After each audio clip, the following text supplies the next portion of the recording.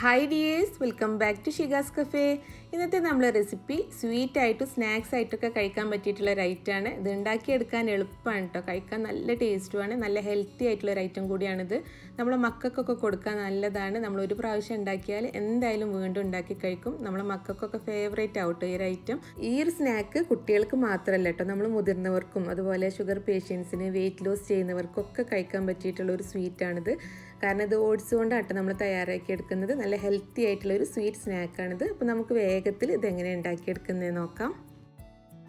അപ്പോൾ നമുക്ക് ഈ ഒരു സ്വീറ്റ് സ്നാക്ക് ഉണ്ടാക്കിയെടുക്കാൻ മെയിനായിട്ട് വേണ്ടത് ഓട്സ് ആണ്. അപ്പോൾ ഓട്സ് എടുക്കുമ്പോൾ നമ്മൾ ഹോൾ ഓട്സ് തന്നെ എടുക്കുക കേട്ടോ, കാരണം അതിലാണ് കൂടുതൽ ഫൈബറൊക്കെ അടങ്ങിയിട്ടുള്ളത്. അപ്പോൾ ഞാൻ 1 കപ്പ് ഓട്സാണ് എടുത്തിട്ടുള്ളത്. ഈ ഒരു ഓട്സ് നമുക്കൊരു ഫ്രൈങ് പാനിലേക്ക് ഇട്ട് കൊടുക്കാം.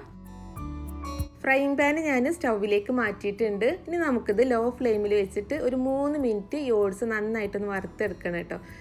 പിന്നെ പലർക്കും ഉള്ളൊരു ഡൗട്ടായിരിക്കും ഓട്സ് കുട്ടികൾക്ക് കൊടുക്കുന്നത് നല്ലതാണോ, കാരണം നമ്മളിത് വെയിറ്റ് ലോസിന് അതുപോലെ കൊളസ്ട്രോൾ ഷുഗറൊക്കെ ഉള്ളവരല്ലേ ഓട്സ് കഴിക്കുന്നത്, അപ്പോൾ കുട്ടികൾക്ക് നല്ലതാണോ എന്നുള്ള ഒരു ഡൗട്ട് ഉണ്ടാവും.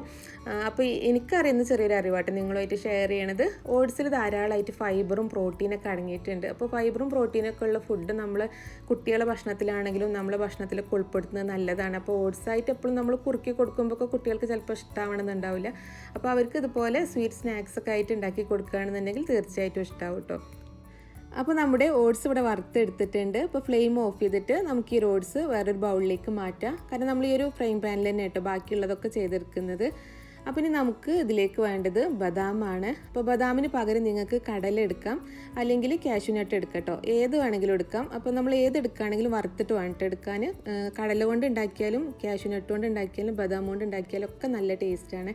അപ്പോൾ എൻ്റെ കയ്യിൽ കടല ഇല്ലാത്തതുകൊണ്ടാട്ടോ ഞാൻ ബദാം എടുത്തിട്ടുള്ളത്. അപ്പോൾ ഏതാണെങ്കിലും നമ്മൾ വറുത്തിട്ടാട്ടോ എടുക്കേണ്ടത്. ഒരു 1/2 കപ്പ് ബദാമാണ് ഞാൻ എടുത്തിട്ടുള്ളത്. അപ്പോൾ ഇത് നമുക്കൊരു മിക്സിയുടെ ചെറിയ ജാറിലേക്ക് ഇട്ട് കൊടുക്കാം. ഈ ഒരു ബദാം നമുക്ക് നന്നായിട്ടൊന്ന് അരച്ചെടുക്കണം കേട്ടോ. നമ്മൾ പൊടിച്ചെടുക്കല് നന്നായിട്ട് ഇത് നന്നായിട്ട് അടിച്ചിട്ട് ഇതിൽ നിന്നൊരു എണ്ണ തെളിയും. കടലയാണെങ്കിലും അണ്ടിപ്പരിപ്പാണെങ്കിലും ഒക്കെ നമ്മൾ കൂടുതലായിട്ട് അടിച്ചെടുക്കുമ്പോൾ അത് നന്നായിട്ട് നല്ല പേസ്റ്റ് പോലെ ആയിട്ട് ഒന്ന് എണ്ണ ഇങ്ങനെ തെളിഞ്ഞ് വരും. അതുവരെ നമ്മളൊന്ന് അടിച്ചെടുക്കുക കേട്ടോ. ഒരു 2-3 മിനിറ്റ് ഒന്ന് അടിച്ചെടുത്താൽ മതി. അപ്പോൾ ഇതാ ഞാനിത് നന്നായിട്ട് പേസ്റ്റ് പോലെ അരച്ചെടുത്തിട്ടുണ്ട്. അപ്പോൾ വെള്ളം എണ്ണ ഒന്നും ചേർത്ത് കൊടുക്കണ്ട കേട്ടോ. ഒന്നും ചേർക്കാതെ തന്നെ ഇതിലുള്ള ഓയിൽ തന്നെ സെപ്പറേറ്റ് ചെയ്ത് വരുന്നതാണ്. അപ്പോൾ ഇനി നമുക്കിത് ഉണ്ടാക്കിയെടുക്കാം. അപ്പോൾ നമ്മൾ നേരത്തെ ഓട്സ് ഫ്രൈ ചെയ്ത ഫ്രൈങ് പാൻ ചൂടാൻ വെച്ചിട്ടുണ്ട്. അപ്പോൾ അതിലേക്ക് വെളിച്ചെണ്ണ ഒഴിച്ചു കൊടുക്കുകയാണ്. ഒരു 3 ടേബിൾ സ്പൂൺ വെളിച്ചെണ്ണ ആയിട്ട് ഒഴിച്ചു കൊടുത്തിട്ടുള്ളത്. അപ്പോൾ വെളിച്ചെണ്ണയ്ക്ക് പകരം നിങ്ങൾക്ക് വേണമെന്നുണ്ടെങ്കിൽ ബട്ടർ എടുക്കാം, അല്ലെങ്കിൽ നെയ്യ് എടുക്കാം കേട്ടോ. ഏത് വേണമെങ്കിലും എടുക്കാം. പിന്നെ നമുക്കിതിലേക്ക് നമ്മൾ അരച്ച് വെച്ചിട്ടുള്ള ബദാമിൻ്റെ പേസ്റ്റ് ഇട്ട് കൊടുക്കാം. അടുത്തതായിട്ട് നമുക്കിതിലേക്ക് ചേർത്ത് കൊടുക്കേണ്ടത് കൊക്കോ പൗഡറാണ്. അപ്പോൾ ഞാൻ എടുത്തിട്ടുള്ളത് ഹെർഷീസിൻ്റെ നാച്ചുറൽ കൊക്കോ പൗഡറാണ് കേട്ടോ. അപ്പോൾ അതൊരു 1/4 കപ്പ് കൊക്കോ പൗഡറാണ് നമ്മളിതിലേക്ക് ചേർത്ത് കൊടുക്കേണ്ടത്. അപ്പോൾ മെഷർമെൻറ്റൊക്കെ നമ്മൾ കറക്റ്റായിട്ട് തന്നെ എടുക്കുക കേട്ടോ. ഇനി ഈ ഒരു ബദാമിൻ്റെ പേസ്റ്റും കൊക്കോ പൗഡറും കൂടെ നന്നായിട്ടൊന്ന് മിക്സ് ചെയ്തെടുക്കുക കേട്ടോ. നല്ല കട്ടയില്ലാതെ നന്നായിട്ടൊന്ന് മിക്സ് ചെയ്തെടുക്കുക. അപ്പോൾ ഫ്ലെയിം ഞാൻ ലോയിൽ തന്നെ ആയിട്ട് വെച്ചിട്ടുള്ളത്. പിന്നെ ബദാം നിങ്ങൾ എടുക്കുന്നത് വറുത്തിട്ട് തന്നെ എടുക്കണം കേട്ടോ. ഞാൻ എൻ്റെ കയ്യിൽ ഓൾറെഡി വറുത്ത ബദാം ഉള്ളതുകൊണ്ടാണ് ഞാൻ അങ്ങനെ എടുത്തിട്ടുള്ളത്.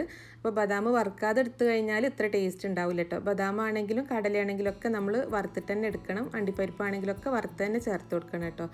അപ്പോൾ ഇത് നന്നായിട്ട് മിക്സ് ചെയ്തെടുത്തിട്ടുണ്ട്. പിന്നെ നമുക്കിതിലേക്ക് ഒരു 1/4 കപ്പ് തേങ്ങാപ്പീര ചേർത്ത് കൊടുക്കുകയാണ്, ഡെസിക്കേറ്റഡ് കോക്കനട്ട്. അപ്പോൾ അതിന് പകരം നിങ്ങൾക്ക് ഫ്രഷ് ആയിട്ടുള്ള തേങ്ങ ചേർത്ത് കൊടുക്കുക കേട്ടോ.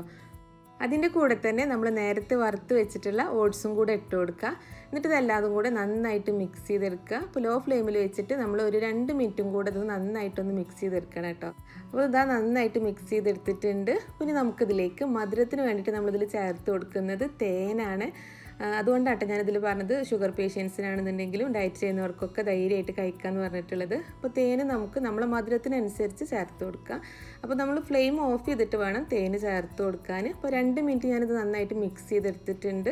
അതിന് ശേഷമാണ് കേട്ടോ ഞാൻ തേന് ചേർത്ത് കൊടുക്കുന്നത്. ഫ്ലെയിം ഓഫ് ചെയ്തിട്ട് നമുക്ക് നമ്മളെ മധുരത്തിനനുസരിച്ച് ചേർത്ത് കൊടുക്കാം. ഞാൻ ആദ്യം ഒരു 3 ടേബിൾ സ്പൂൺ തേന് ചേർത്ത് കൊടുക്കുകയാണ്. എന്നിട്ട് മിക്സ് ചെയ്ത് കൊടുക്കുക.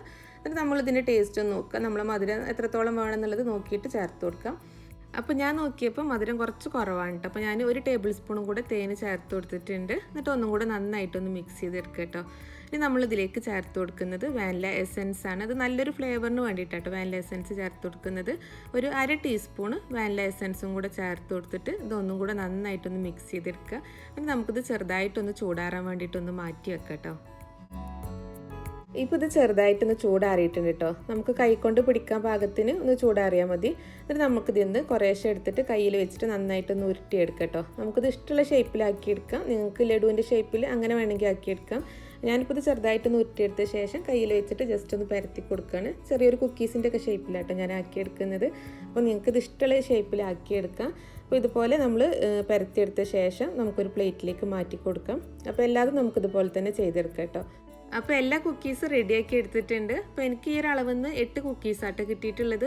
പിന്നെ നമുക്ക് ഈ ഒരു കുക്കീസ് ഒന്ന് ഫ്രിഡ്ജിലേക്ക് മാറ്റാം. ഒരു 15 മിനിറ്റ് നമ്മളിത് ഫ്രിഡ്ജിൽ വെച്ചിട്ട് നന്നായിട്ടൊന്ന് തണുപ്പിച്ചെടുക്കണം കേട്ടോ. അപ്പോഴേക്കും ഇത് നന്നായിട്ട് സെറ്റായി കിട്ടും. അപ്പോൾ ഞാനിപ്പോൾ ഇതൊരു 15 മിനിറ്റ് ഫ്രിഡ്ജിൽ വെച്ചിട്ട് നന്നായിട്ട് തണുപ്പിച്ചെടുത്തിട്ടുള്ളതാണ്. പിന്നെ നമുക്കിതൊന്ന് കട്ട് ചെയ്ത് നോക്കാം.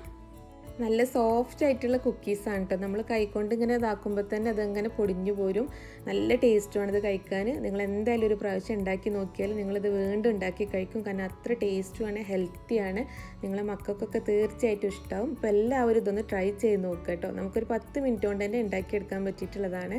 അപ്പോൾ നിങ്ങൾക്ക് ഈ റെസിപ്പി ഇഷ്ടമായിട്ടുണ്ടെന്നുണ്ടെങ്കിൽ വീഡിയോ ലൈക്ക് ചെയ്യാനും ഈ ചാനൽ ഇതുവരെ സബ്സ്ക്രൈബ് ചെയ്യാതെ കാണുന്നവരാണെന്നുണ്ടെങ്കിൽ ഒന്ന് സബ്സ്ക്രൈബ് ചെയ്യാനും മറക്കരുത് കേട്ടോ. അതുപോലെ തന്നെ നിങ്ങൾ ഈ റെസിപ്പി ട്രൈ ചെയ്തിട്ട് നിങ്ങൾക്ക് ഇഷ്ടമായിട്ടുണ്ടെന്നുണ്ടെങ്കിൽ നിങ്ങളുടെ ഫ്രണ്ട്സിനും ഫാമിലിക്കൊക്കെ ഒന്ന് ഷെയർ ചെയ്ത് കൊടുക്കാനും കൂടെ മറക്കരുത്. അപ്പോൾ അടുത്ത നല്ലൊരു വീഡിയോ ആയിട്ട് നമുക്ക് വീണ്ടും കാണാം. താങ്ക്